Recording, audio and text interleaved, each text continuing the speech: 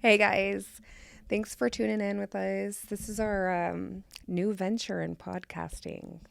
Yeah. I'm pretty stoked. Welcome to Hello 911. I think it's the perfect name for us. Oh, for sure. For sure. So if you don't know us personally, Megan and I are both huge true crime junkies. Jess over here? I'm Jess.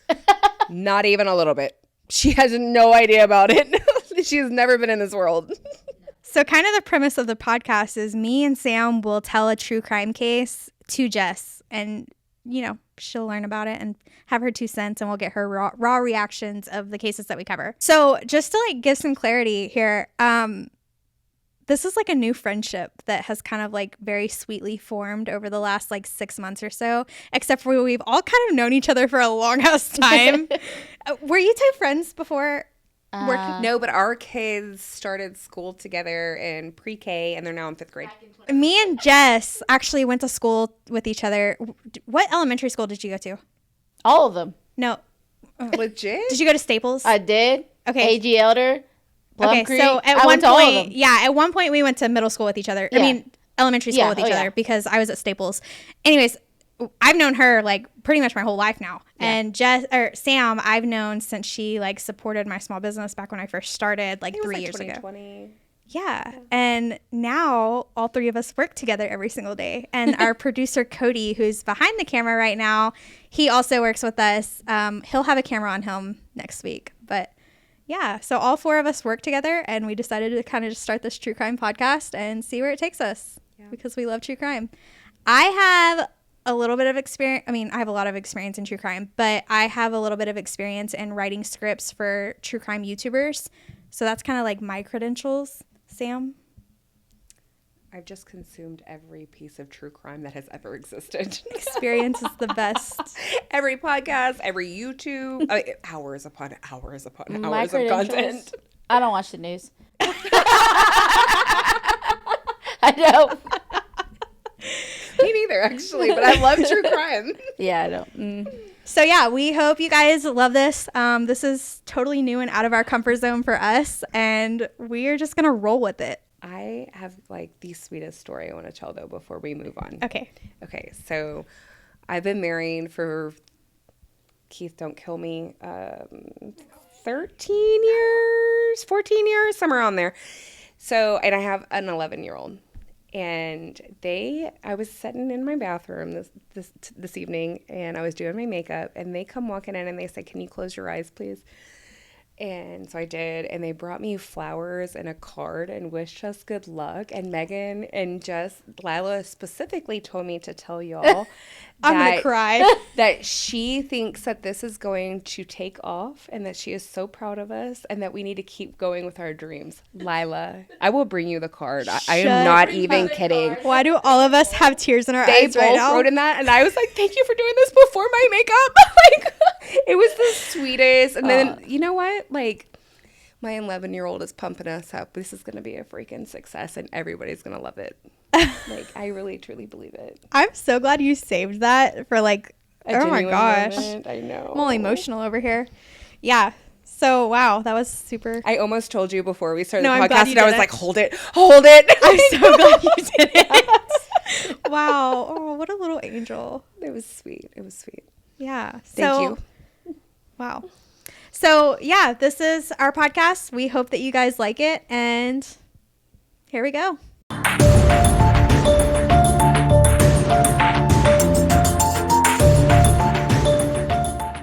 All right, so today we're talking about Ethan Couch, who is infamous in our small town of Burleson, which is where we're at, where we're from, and where our story is set. Jess over here has no idea. Megan and I are very, very big into true crime, so we're going to let her in on old Ethan Couch here. Yeah, so this happened on June 15th, 2013.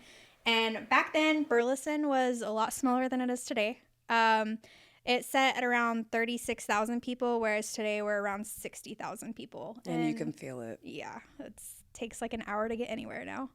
Back in 2013, there was tons of small businesses. Local sporting events were pretty much the talk of the town, and the people were average middle class and extremely hardworking. The class of 2013 had just graduated from Burleson High School that month, and all the graduation parties were underway. In fact, the night of the 15th, Kevin and Elisa McConnell were hosting a graduation party for their friend Evan Jennings at their home near Burleson Retta Road. And just to put that in perspective, Burleson Retta Road is a 2-lane small country road here. Once the party was over around 11 p.m., Pastor Brian Jennings loaded up Lucas McConnell, the McConnell's young son, a friend of Lucas's, and all the chairs into the back of his pickup truck to return everything from the party that they had borrowed from the church to the church. So down the road, another family lives in this gorgeous home, and they were watching movies as they enjoyed each other's company because their oldest daughter, oh shoot, I don't know if it's their only daughter. Their only daughter. Oh my gosh. Yeah. Their Makes it only worse. daughter.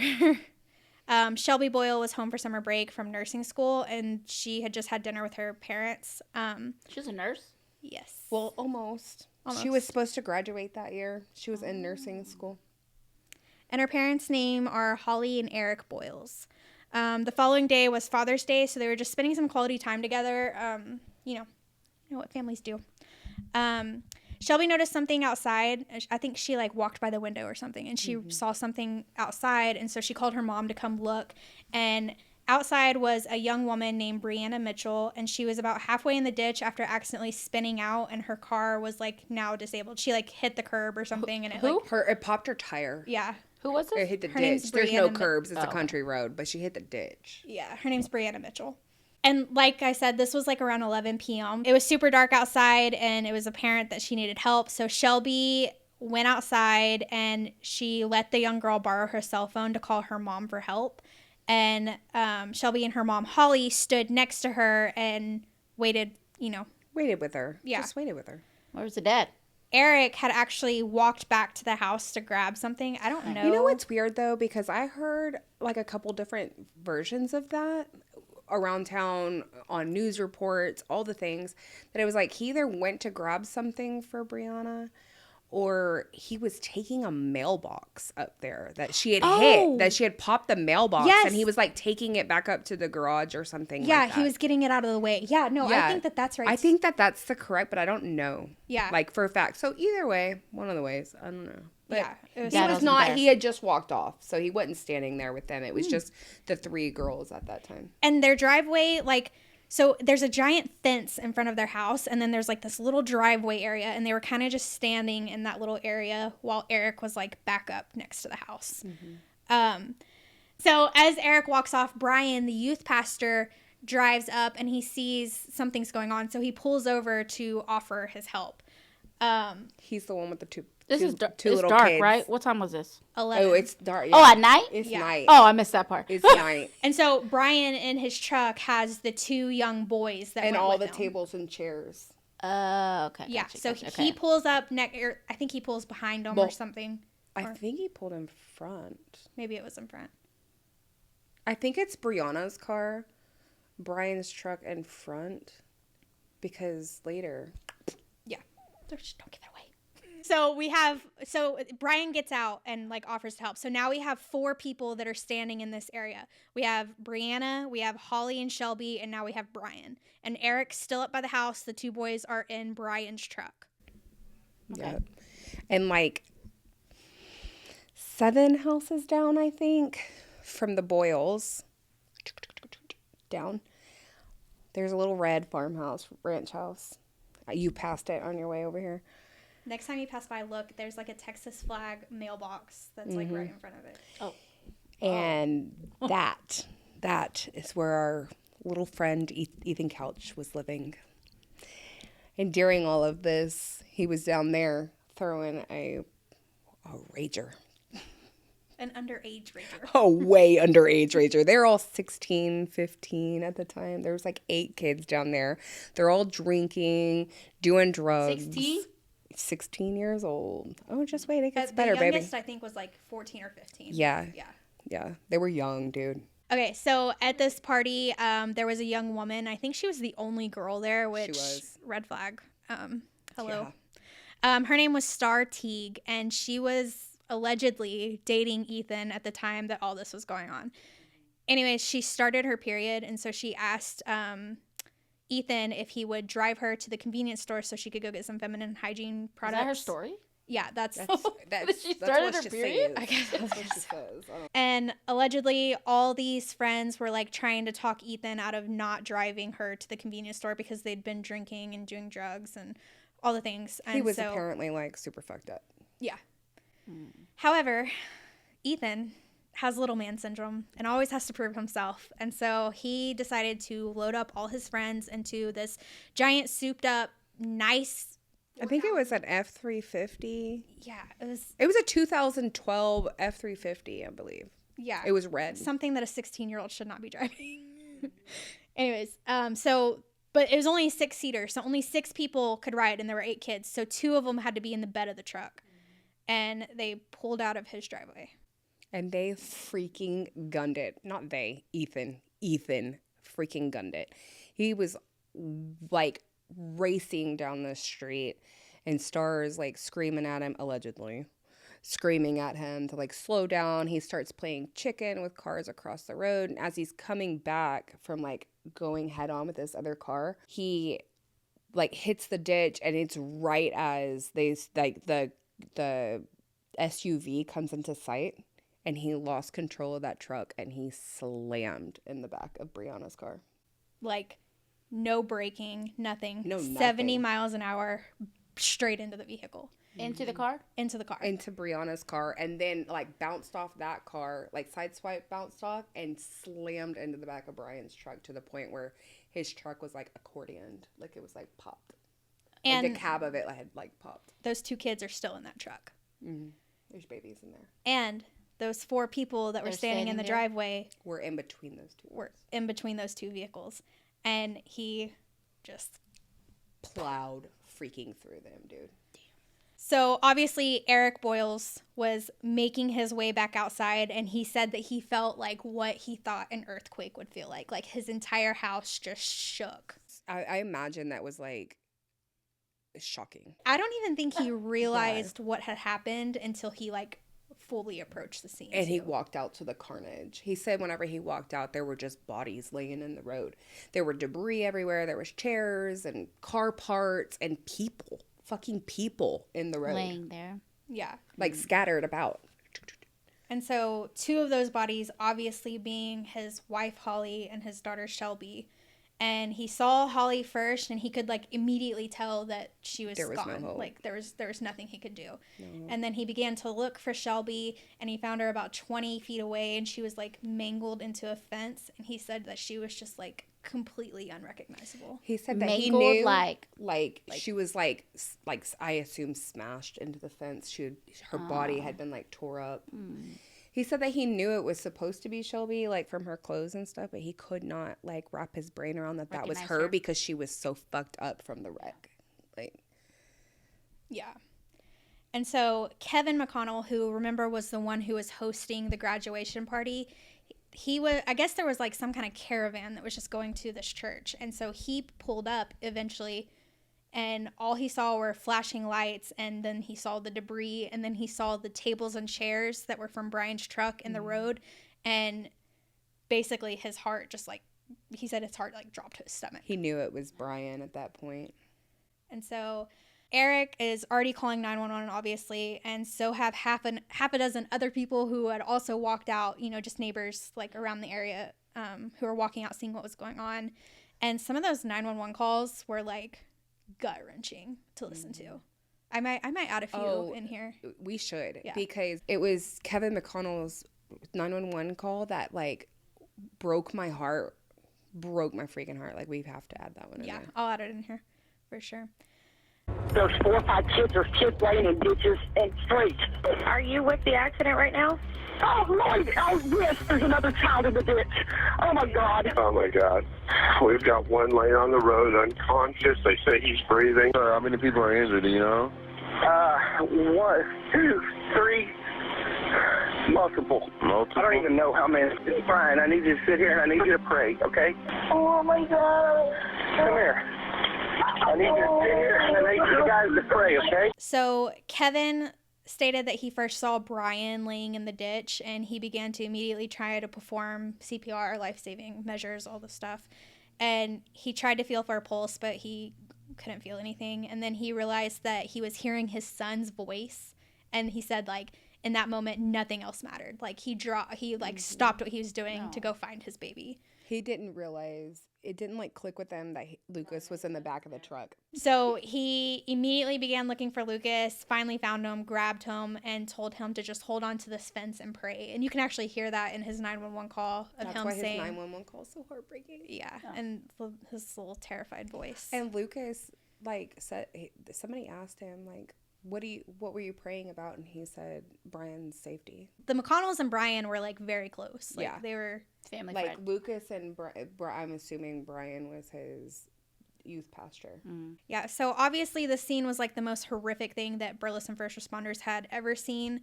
There were medics walking down the road, literally yelling like, "Is that person conscious? Is that person conscious?" Just trying to find somebody that they could save. Authorities were scanning through the wreckage, trying to figure out how this happened and who was responsible. And Shauna Clark and her teenage son Corbin, who were two neighbors that were heading towards the scene, they obviously gave aid, and they found a passed out teenager in a ditch about a quarter of a mile down the road. So Shauna and Corbin are walking down the road. They find that kid in the ditch, and they kept trying to like get his name, like give him aid. Like, who are you? What's your name? Are you okay? Right? Are you okay? Yeah. And he finally came to, and he was like, "Hey, man, I'm Ethan. Are you involved in this? I can get you out of all this, man. Just remember my name, Ethan Couch." And he was like belligerently saying this over and over and over again. Brianna Mitchell, who the girl whose car got messed up. Her mom was actually on the phone with her whenever they got hit. Brianna had called her mom asking her to come help her. Her mom said that whenever she got there and she approached the scene, Brianna's body was in such horrific condition that the only thing that she could see was like her torso up. Like her legs were completely gone. That's like how hard From her body? Yeah. Like her legs were gone. Yeah. And then after that, Brianna, her mom, was running towards the scene, and she actually encountered Ethan, who told her, "Hey, you don't want to go over there. Nothing good's happening over there." Yeah. Not knowing that was the monster who just killed her daughter. Could you fucking imagine that, dude? So this fool not only managed to survive this horrific crash, but also freed himself from his freaking mangled truck, dude. Like, it was bad. It was flipped over in a ditch. So he wasn't like broken bones. He was a little bloody, but he was fine because he was drunk. His body was loose. It's always the drunk people who survive. Yeah. Like, that's because their bodies are just like relaxed whenever that happens. Right. It's like, it's crazy. So he gets himself out of his mangled truck, and instead of like, I don't know, checking on a fucking person, he decides to walk his ass back to his house. So the paramedics were trying to get Ethan into the ambulance after he had that run-in with Corbin and his mama. They took him to the hospital, and then they admitted him into the hospital. When they did that, it was about 3 hours later, they ran his blood alcohol level. Mm-hmm. It was 0.24. Who's Ethan? Mm-hmm. Do you know what the legal limit is? No. 0.08. 0.08. His was 0.24, bro. And this was 0.2. 3 It was hours. literally, he had 3 hours for his body to like process shit. And it was still that high. Yeah, which is 3 times the legal limit. Like, this dude was fucked up. He should have never I don't even know how he's walking, let alone getting behind the wheel of a car. So he says later, like in a deposition, that he doesn't remember anything. He remembers getting in the truck and driving. He remembers getting in the truck and leaving his driveway, and then possibly seeing something in the road, and then the next thing he remembers is waking up handcuffed to the hospital bed. That's the only things he remembers. That's how fucked up he is. Like from in the car, in the hospital, he forgot the whole encounter of talking to people and walking and freaking getting out of the car. How many damn lights and sirens are on that scene that you can't remember that? Just imagine the hit, though. The collision itself is fucking loud. He flipped the truck. Yeah. Insane. He went in the air. Yeah. So the next morning, the sun obviously rose like normal, and now it's Father's Day, and Eric Boyle has come across packages. This happened on Father's Day. The night before. Eric Boyle had come across packages and a Father's Day card that were signed by Holly and Shelby. His Father's Day gifts were there, and his wife and his kid were no longer there. Can you imagine? That literally gave me chills. Yeah. It literally brings me to tears. It's crazy. And then in the following days, obviously the support from little old Burleson was extremely overwhelming. You know how the town comes together when something major happens. Celebrations of life, some memorials were underway, and the memorial for Pastor Brian Jennings brought in so many people that the funeral actually had to be streamed online so that everyone would be able to have access to it. His service was here in Burleson? Mm-hmm. Yeah. They actually had it at venue 510. I don't know what it is now, but... Cody, did you attend the funeral? I was just curious. You didn't go? No, it was during school and stuff. And like they said, it was originally supposed to be at Alsbury, but then which was the church that he was the youth pastor at. But then it was so big, they moved it to venue 510. Where's venue 510? At the time, it was kind of like the city event center. So it used to be a church. In Burleson? Mm-hmm. So they've done a bunch of stuff as far as events and stuff there, but they had the Did he attend? He was 12. Yeah, I was 12. But were you? Yeah. So I'm pretty sure I went to my dad Alsbury was around she that the youth age. pastor. I was 19. You were 40. I was 75, you guys. Fucking Cody 75. was 12. He was a 19. baby. 30. I had a walker.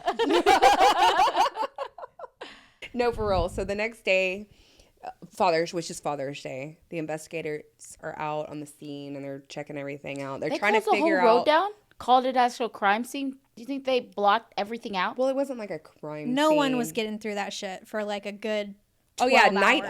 night of. Oh no, they had The to next clean day, up though, on Father's Day, everything. they cut everything. I'm sure it was they were cleaning up until the morning. The photos of the crash, it's daylight outside. Yeah, it was. So it was an all-nighter. Yeah. The next day, while they're on the scene investigating and stuff, some of the detectives walked down to Ethan Couch's house that he was staying in, and nobody was there because Ethan was in the hospital. But they found this big, a big industrial trash can, not like a house trash can, like the big ones, like janitors have. Yeah. They found one of those outside, and it was completely full of beer bottles and beer cans. Like a party. Solo cups. Yeah, it's obvious. It's obvious to the cops that they were having a party there last night. So not only was Ethan Couch's blood alcohol level through the fucking roof, there were also traces of THC, Valium, and other drugs in his system from that night. And then the DA, which his last name was Alpert. Or Albert. It wasn't Albert. No, it was Alpert or something like that. Yeah. The DA began to bring witnesses in and talk to them. Garrett Ballard, which was in the truck with Ethan that night and is apparently Ethan's best friend since grade school, and Star Teague, which was the girl that we talked about who had to go to the gas station. They're his BFFs. Well, Ethan's his BFF, and Star was allegedly dating him at the time. Yeah, that's or right. somehow, I don't know, maybe they were just hooking up. I don't know. Yeah, no, Star Teague was just probably either his girlfriend or someone he was hooking up with at the time, and they were two of the 8 teens that were in Ethan's truck. Star told investigators that Ethan, Garrett, and another boy had started drinking alcohol around 6 p.m. that night, and they decided that they wanted to go pick up some more beer. So they went and picked up their friends first. Oh, yeah, they went and picked up more friends first, and then on the way back home, they stopped to grab beer. Yeah, 4 of the boys went inside, Garrett being one of them, and Ethan stayed in the truck. And even though Ethan is a rich kid, he has his parents are extremely wealthy. They decided to steal the beer. And I don't know if it's just because it was easier since they were underage, or I don't know what the deal was. But Garrett and the 4 teenagers went out Walmart's one of the fire exits. This Walmart? Yeah, Dude, the our one in Burleson Walmart. They? They did a beer run. Then they got back to the house, and the drinking continued, accompanied with shots of 190 proof Everclear, which... Oh, fuck. Everclear? Everclear. Which, if you don't know, that shit's like legal moonshine. It's disgusting. It's like it takes your straight breath away. liquor, right? gonna tell Like you straight, what, It's Maybe. almost straight- like rubbing alcohol. yeah. The last Ugh, thing gives me some asshole. 15-year-olds need is some fucking Everclear. Like, Nobody in life needs Everclear. true. And then that's whenever Star asked to go to the convenience store. So then that's whenever they pulled out of the driveway. He was going to 7 miles an hour. That's when the crash happened. Blah, blah, blah. Okay. So Ethan's parents, of course, came to the rescue. And you're going to notice that this is a theme in Ethan's life. His parents are always bailing him out of something. And they sent him to Newport Beach, California to be in an inpatient rehab center. Girl. But when I say rehab, take that with the tiniest grain of salt, because this place was luxury and paradise in heaven from what it looked like on the advertisement for it. Oh, they had like horses and fire pits with chairs, and the beach is right there. Oh, like a vacation. And yoga, exactly, bitch. A fucking vacation. They sent him on $100,000 goddamn vacation. Literally 100, like his dad paid $100,000 for him to be there. For rehab? No, yeah, no joke. While he was living the luxury life, all these families were burying and mourning. So, wait, I'm confused. So wreck happens. Ethan gets out of the hospital. His parents then They go to court? Like they No, they- baby, no. We haven't even made it there yet. To have it. This They is didn't like make it to rehab first. This Hang is on, I'm days telling you. after. Yeah, like, so it's wreck. He's in the hospital for a few days. I assume like 2. Nobody ever specifies that. Then he gets released, and his parents automatically hire these bougie ass lawyers and send his ass to this $100,000 rehab For center. what, though? To make it look like To they're make it- taking action. Yeah, but realistically, this kid's just sitting by the beach doing fucking yoga. Oh. Yeah. So Ethan's parents, their name is Tanya and Fred, and they're going to play a huge role in this story. They're easily the most hated parents in the United States. Literally, I'm pretty sure there's a magazine in Dallas that put worst parents ever on their fucking cover. Yeah, Like, dead I can serious. see it. Why So, don't they see like I it? said, they were trying to figure out how to keep their kid out of trouble, and they bought the best criminal defense team in the area that money can buy. And boy, was it the most memorable defense team that anyone would ever see. The things that they guy, came up with. That team and the damn doctor that they hired. Yeah. Talk about the doctor. Oh, Dr. Dick Miller. He was fucking wonderful. He was a He's dick. He was a fucking dick, girl. Basically, what he's learning is that Ethan was a spoiled, rotten, fucking rich kid. Like, never got told no, never nothing. Like, He was given like the newest gaming systems. He was given fucking jet skis. Obviously, his parents were loaded, and they never told him no. And anything that he wanted, he got. Basically, was like the premise of 16. 16 years old. So, like, Ethan learned that you should be able to do whatever you want, whenever the hell you want to. Yeah. Basically. So before too long, everyone was realizing that they were not dealing with like a typical juvenile or even typical parents, to say for that matter.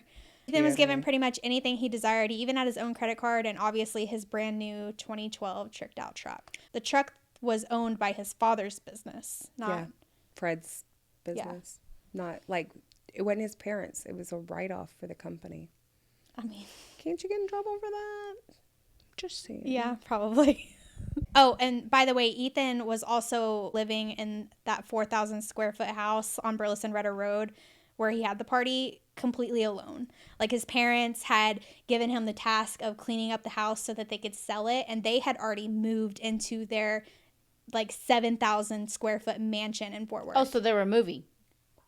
They had already moved. The They parents left him there in the house. they let Ethan live in that house by I thought he was supposed himself. to be in school. He wasn't in school because at one point, whenever he was 13 years old, he was driving himself to school, and the teachers called Fred, his dad, and were like, "Hey, your 13-year-old can't be driving himself to school. What's going on?" And you know what 13? Yeah, you know what Fred told the teachers? No. He said, "I'll buy this fucking school." Like that's how his parents He was dealt with fucking things. pompous. Fred's a pompous dick. Yeah. And so, like I said, they left him living alone in that house while they moved to their 7,000 square foot compound in Fort Worth. And for reference, Burleson is about 20 miles south of Fort Worth. So it wasn't like they were living like right down the road.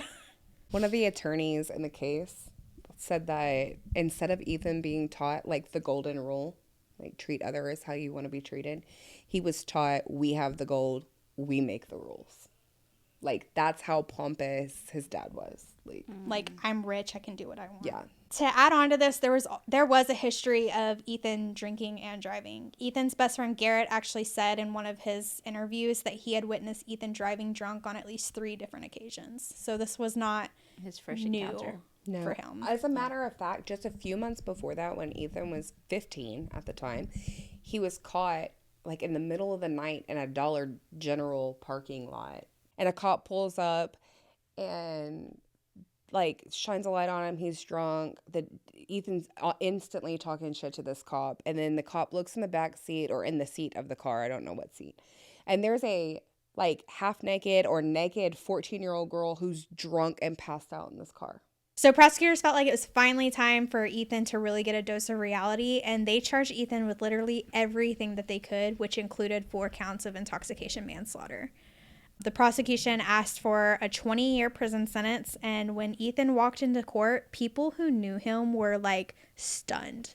Dude, so there's pictures of him. Yeah. I know you've seen him. He looked You like were in a- Oklahoma, so you couldn't see him. But okay, you remember in 2013 when the freaking Justin Bieber haircut was like, okay, so he had that haircut and he was like super douche. Bro Blonde. tanks. Bro, like, what's up, bro? Do you have a Like, shell necklace? I'm just kidding. Probably.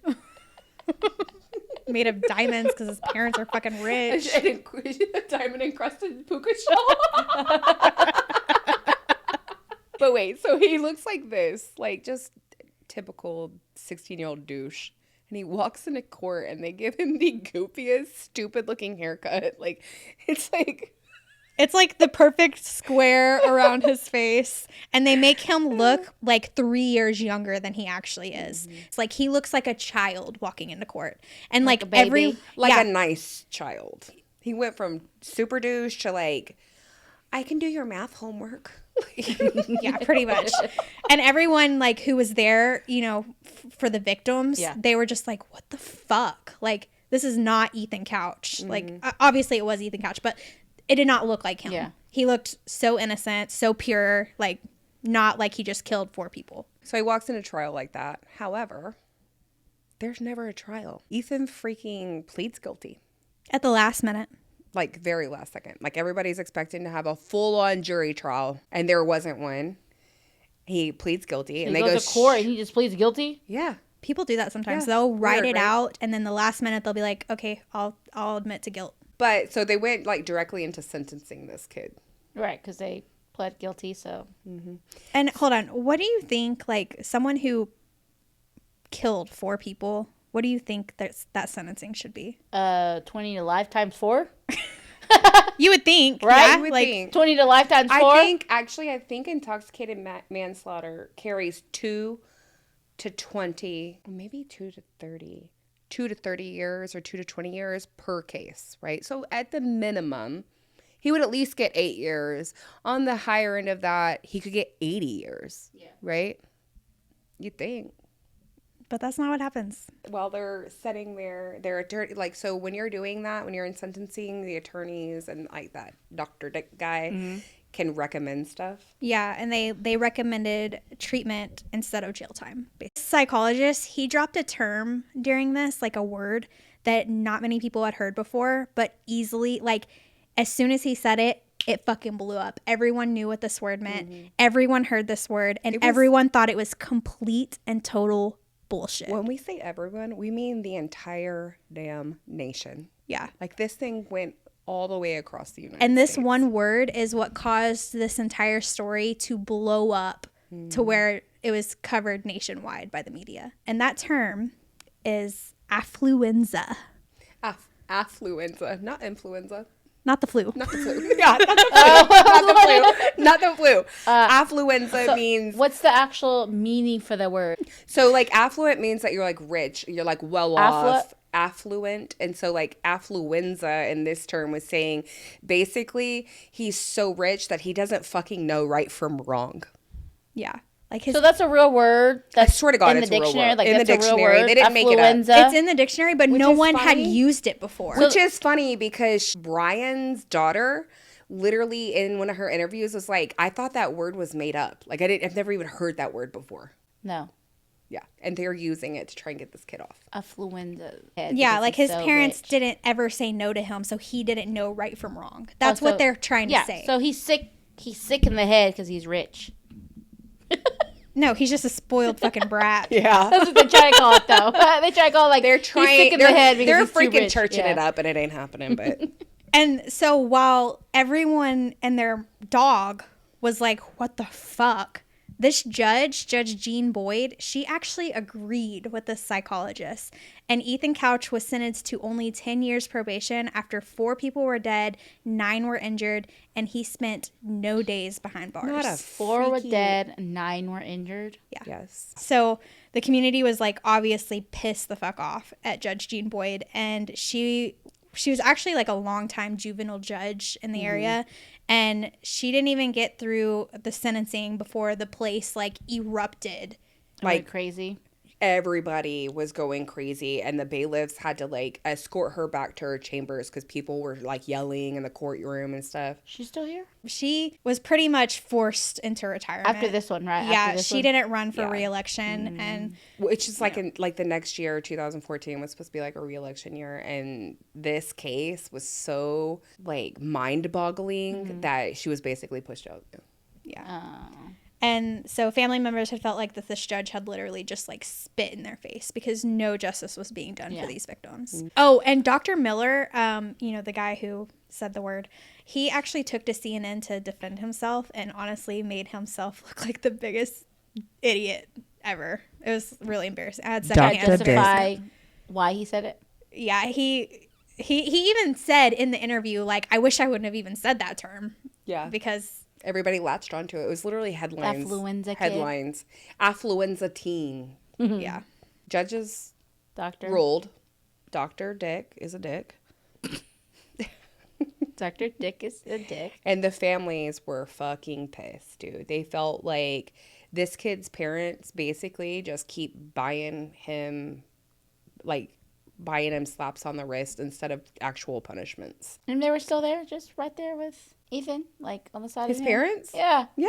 Just Their baby does no wrong. paying his way. So anyways, he gets 10 years probation, right? No actual jail time. So 5 of the families end up taking him to court for a civil suit. So he was originally supposed to be tried for like Murder. Criminal. Yeah. criminal, and then this is civil. So there is no getting out of answering questions in a civil suit. Basically, when you're in a civil suit, you can't, like, if a lawyer asks you a question, you have to answer it like you do in a deposition. So like they're in there interviewing all the Couches, Ethan and his parents, And Star and Garrett, yeah, which were his friends that were with him. Yep. Yeah, and they even filed a civil suit against the Couches family business, which was like a sheet metal business that's ran out of You know why they Cleburne. did that was because his freaking truck Was part was of the business. part of the fucking Oh, I didn't know business. that. Yep. Yep. So part of his probation is he received treatment. So he went to like a state-run facility here in Texas for like 8 months, and it was like a rehab type thing. Now think about that. You've got 4 people dead, 1 insanely injured, 9 total injured, and these people's families are paying for his rehab center because it's a state-run facility, so taxpayers, we're paying for it. So these people that have buried their loved ones are paying for him to sit there and get a fucking slap on the wrist. So 4 out of those 5 families decided to settle out of court. The McConnells, which was the little baby, not baby, but little boy in the back of the truck, the white truck, his family decided not to settle. Like their whole point was to like make him pay. Make him They pay. wanted people yeah. to know. Like they Like wanted what he did. It has consequences. Yeah. Your actions have consequences. I get it. Yeah. And then finally, whenever it was time for their case to see like an actual trial. Go to court. which was way too long. Yeah. Like it took a long time to get to the point to where Like a year. I I don't know the exact timeline, but it was a long time. So the McConnells decided not to go through with it because they did the 2020 episode and all this other stuff. And they got their side of the story out there.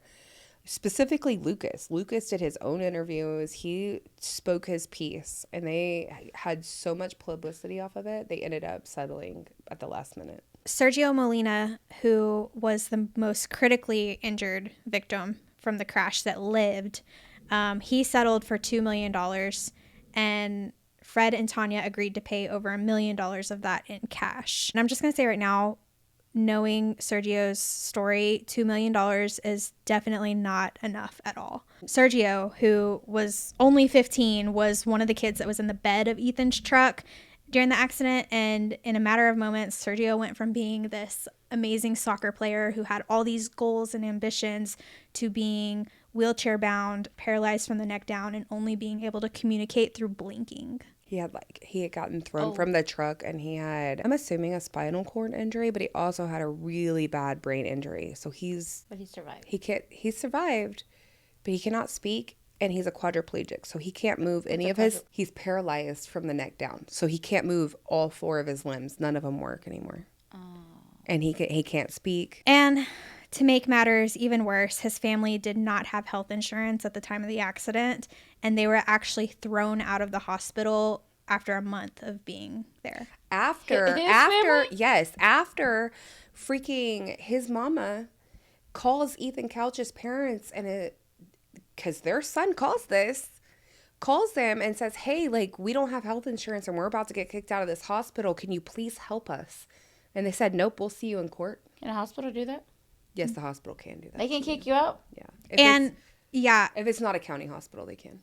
So his family, they were like, call the lawyer. Like, we'll see you in court. We're not paying anything. Mm-hmm. And in case you didn't know, during the first few months of a major brain injury like that, it's the most critical time of healing and being able to recapture some of that, some of the brain's processes. So you recapture most of everything within the first few months, and they were kicked out of the hospital because they didn't have the money to be able to pay. Which is crazy to me, because a traumatic brain injury like that needs at least a year of treatment.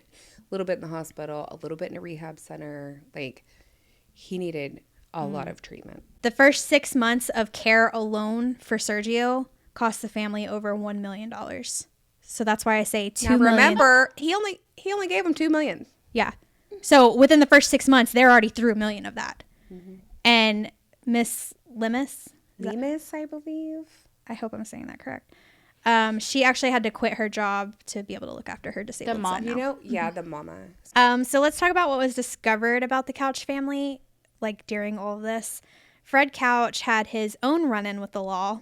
And you're going to learn real quickly, these parents are just a piece of work. The dad? Yeah, you'll see where Ethan got it. So in 1992, there was a traffic stop for, I'll let you go ahead and guess. DWI. Yep. Shocker. I knew this. So Fred and Tanya had an on-again, off-again marriage, and they were extremely absent from Ethan's life and basically let Ethan pretty much fast forward into adulthood. You could say, living by himself in that fucking house at 15, he didn't 16. have a childhood. Yeah. Because he didn't have mom and dad. He was driving his fucking self to school at 13. Because he didn't have mom and dad. He didn't have a damn mom and dad. Yeah. Yeah, I got you. Yeah. They were too worried about doing what they wanted to do with their money. Living life. And when they were asked if they ever saw Ethan drink alcohol, both of them denied it. However, that incident with that 15-year-old girl, or that 14-year-old girl, was just a few months before that. Yeah. So one of the wildest parts was that Ethan's father ends up completely distancing himself from this Affluenza defense that he paid for, which was extremely expensive, in case you didn't know. Saying, I don't even know if I believe Affluenza is real. He said that. The dad? Yeah, in one of his interviews. And despite because he knew it was bullshit. He knew. He said, I know that's what they said, but is that a real word? Yeah. He knew. He lied. Yeah. And so despite all the terrible media coverage, being branded as the worst parents in America, and being the most hated people, not only in Burleson, but literally the entire country, Fred still defended his family, saying, I don't think we are profoundly dysfunctional. No, you're past it, honey. If you can believe it, the story is still not over, girl. It's still not over. Ethan found himself in a whole mess of trouble after he got done with his, treatment process. He's still on probation for 10 years. So a few years later, he's at a party and he's getting fucked up playing beer pong, and one of the dudes there records it and posts that shit on Twitter, and it fucking goes viral, dude. Everybody in Burleson reposts it, and guess what? His probation officer sees it, and he gets called in for a mandatory drug test, and he completely bails out on it. He knows he fucked up, and his mama freaking withdraws $30,000 from the bank account and takes his ass to Mexico. See, I remember that. I remember something about like somebody go in Mexico or something, but I thought he was in jail. Like, I thought that was. No, he hadn't even seen jail yet. No, he's never even seen bars yet. Yeah. Yeah. And so a warrant was issued for his arrest, obviously, for skipping his probation.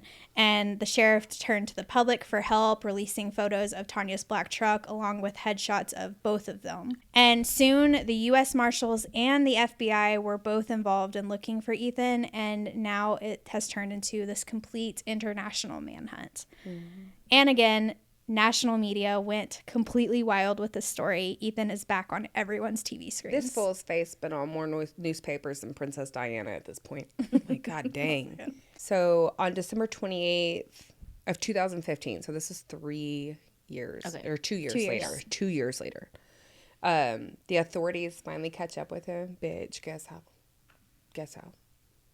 He orders a fucking Domino's pizza off of his cell phone, and they freaking trace it and find him in Mexico. His regular cell phone? His regular ass cell phone. They didn't even ditch their phones. They didn't even ditch their phones. They just traced that shit to him. They were down there for 3 weeks though, and in this time, it's alleged that he was down there like getting super intoxicated at bars and go to strip clubs and all kinds of crap. Like, they were staying in like a rinkety-dinkety, like $80 per month. Oh, this thing looks per month, like ratchet ass apartment.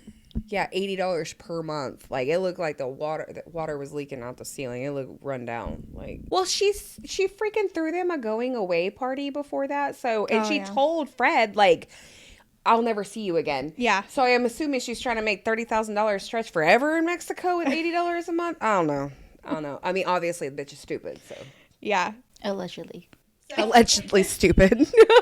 Instead of a pizza knocking on their door in 45 minutes or less, they were greeted by Mexican officers with handcuffs. Oh, so they straight up order the pizza and then they come busting down doors. Yeah. The same day. It was quick. Literally 45 minutes. It was quick. Yeah. They were obviously sent back to the U.S., and Tanya was charged with hindering the apprehension of a felon, as well as money laundering for taking that $30,000. And her bail was set at $1 million, which is a third-degree felony in the state of Texas and carries a prison sentence of like 2 to 10 years.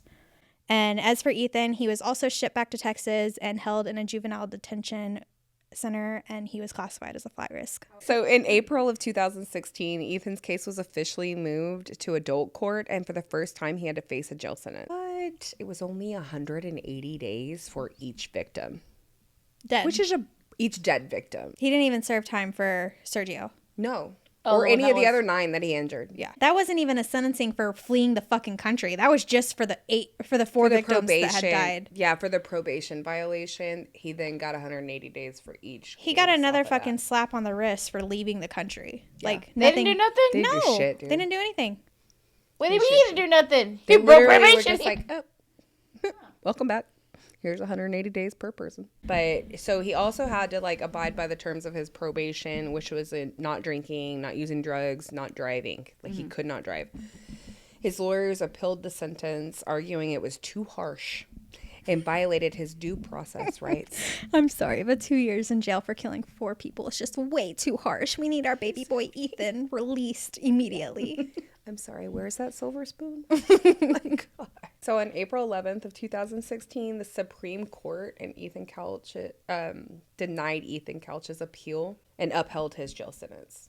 So bye-bye. Off to jail he went for 2 years. So he was what age at this time? 18. Yeah, so the court at that point had ruled that he had waived his rights to a hearing, like of an unjust hearing like that, when he fled to Mexico. So, I mean, Mexico did a little good. He at least sold bars. Yeah. Tanya's bail was later lowered to $75,000. She went from how does that happen? You go from $1 million bail down to $75,000. Like, money. True. Anyway, she was the whole damn formerly case. She was formally indicted for her role in helping Ethan elude authorities, and she pleaded not guilty, and she would begin to await her trial. So I kind of want to go over like a quick timeline of the events after everything happened because it kind of, I don't know, it's fascinating. On December 14th, 2016, this is 2 years after, Yeah. 2.5 years after, The wreck. no, sorry, 3.5 years after the wreck. Yeah, 3.5. Fred Couch, he got 1 year probation because something happened where he was impersonating a peace officer. Like, boy, Cops. your name is all over the fucking news in every single state in this country, Impersonating? and you're pulling a stunt like that. Trying. He's trying. With who to who for what? I don't know the details. Remember, he's got the gold and he makes the rules. Yeah. I'm a cop He now. makes more money in a day than they make in a whole year. And then May 31st, 2017, Ethan Couch was released from jail after serving nearly the full 2 years of his sentence. And once released, he stayed under super close watch and had to wear an ankle monitor and a device that could tell if he had been drinking. He also had to attend counseling and perform community service. And meanwhile, Tanya Couch was still in jail on allegations of the money laundering and preventing the capture of a criminal, being her son. And then in 2016, she was granted bail and released, and still she was, Arrested again. yeah, she got arrested again for violating the terms of her bond by drinking alcohol and possessing a firearm. Like, honey, can you not read the room? Yeah. Did you not learn from Ethan doing the Like- same damn I shit? know. Like son. I like mean, you mother, already like damn fled mother, to like Mexico. son. You can't go to Canada this time. Crazy. And then yeah. Don't we call those alcoholics? We just call them stupid. So on February 13th of 2018, Tanya ended up pleading guilty, and then she admitted that she helped her son flee to Mexico and used the $30,000 from her bank. Of course she did. She faced up to 10 years in prison for each charge, and still she agreed to a plea deal that recommended a sentence of 2 years for hindering apprehension and 6 months for money laundering. But 2 months later, in April, she was sentenced to 5 years in prison. But the judge said that he considered Tanya's lack of remorse and her role in enabling her son's behavior aggravating factors. So that's probably why the plea deal was thrown out then. Yeah. But he also ordered her to pay $27,911 in restitution to the state of Texas for them having to go down there and get her ass. Oh. Yeah. The judge ordered that? The judge ordered her to For her pay to that. pay for everything that they had to do just to get her over here? Yeah. And then July of 2019, Fred Couch was arrested for allegedly choking his girlfriend and charged with felony family violence. The dad? The dad, girl. So mom and dad got divorced, and I couldn't. It was like right before out. it was right before they left for Mexico. They got divorced. It's like somewhere between 2015 2017, but I think it was 2016 right by that Mexico thing. But there's no like solid documentation on when. But yeah, and then he was dating this chick, and she said that choked her? She said that he choked her because she was talking about how Ethan Couch needed a curfew and all this stuff. Oh, she's and trying to play ball. or like maybe talk some sense into Yeah, she's trying to have him. like steady, like trying to put him in order. Yeah, like maybe some ground Stability. rules, stability, yeah. And then the dad's Fred started recording the girlfriend, and then she was objecting to like herself being recorded, and that's whenever he allegedly like choked her. like to the point to where she was like gasping. Yeah, for air. Like it was bad. I mean, this guy's a psycho. So. Yeah. And then on September 24th, 2020, Tanya was granted parole, and after serving less than 3 years of her sentence, she was released from prison on October 16th of 2020, and she was placed under supervision until February 2023, last year. So she was on like parole or probation, depending. Yeah. I assume parole. Yeah. So to this day, things are still happening with the Couch's family? That was pretty much, we haven't heard anything in the last year or so. Well, he got off probation in December of 2023. That's the last I've heard of him. Yeah, so Ethan like last got- month. Yeah, Ethan. last one. That's That's I crazy. can't believe we brought it back up. the world didn't come awake. Well, they're probably all pissed off that he's off freaking probation and just living free life with no additional Does he live in Fort Worth? consequences. Yeah. I assume He they lives all in still Fort live in Worth. that compound. Yeah, he lives in Fort Worth, and I think he works in Cleburne at the sheet metal. I'm So good at that. one thing that's like super important to me with this podcast is I always want to bring light to the victims and like really focus on the victims because, you know, in true crime, we always know like the perpetrator's name and we never know the victims' names. Not only name, like they become sickly infamous. Yeah, for You sure. know?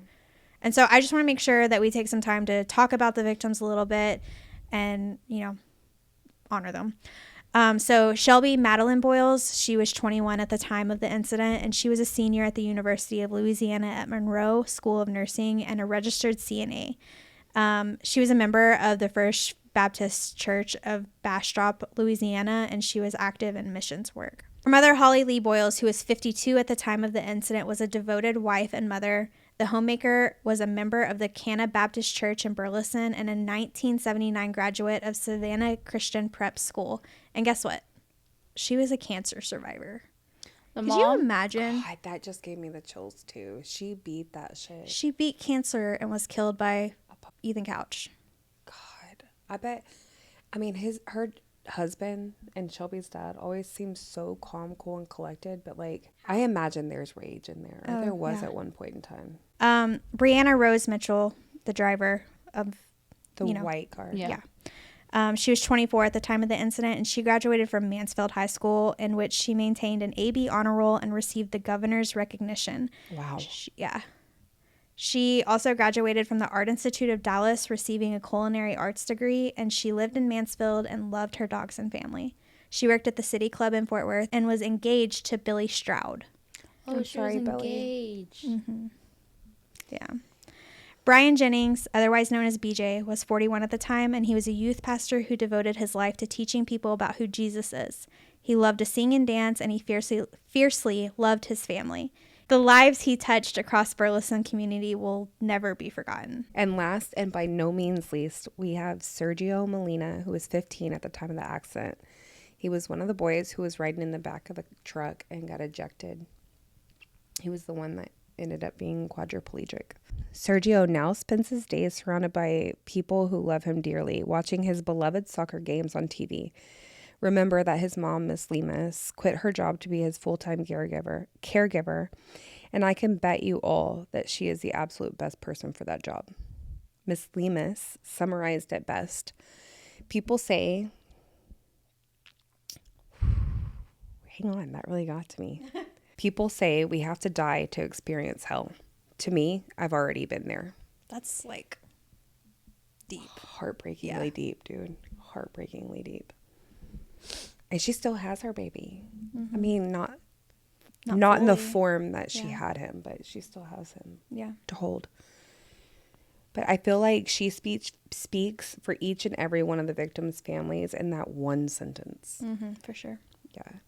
I'm sure in Ethan's eyes, this is a mere memory and a smudge in his past, but the results of his actions have affected everyone involved and their loved ones beyond measure every single day. Yeah. I know I can speak for all three of us when I say our thoughts and love will be with all of the families of the victims on what will be the 11th anniversary this coming June 15th. 11. We will all be thinking about y'all. For sure. I think that this was like the perfect case to cover, especially because we live in this area. We know a lot, like everyone we know knows this story. So I'm hoping that like Not us. only, oh, sorry. No, go ahead. Not only does everyone we know, but we literally drive by this crash site every single day. Yeah, I didn't know every that. time, you know, every single time I drive past, I look at on like the driveway, you can see like on the drain where the concrete is like cracked and like missing pieces from that wreck. And every single time I drive by that spot, like that's where my eyes go. It's crazy. But yeah, I hope that us covering this story maybe shed some light on some details that you may not have known. And I feel like this was just like the perfect case for our first podcast, you know? Yeah, it's from our hometown. Yeah. Gets our community involved in it and lets y'all know like the real side of it. Yeah, for sure. So thanks for tuning in for the very first podcast. We hope that you guys liked it, and we will stick around. Yeah. We're freaking awesome. Be on the lookout for our next episode that will release next Monday. Night, guys. Bye.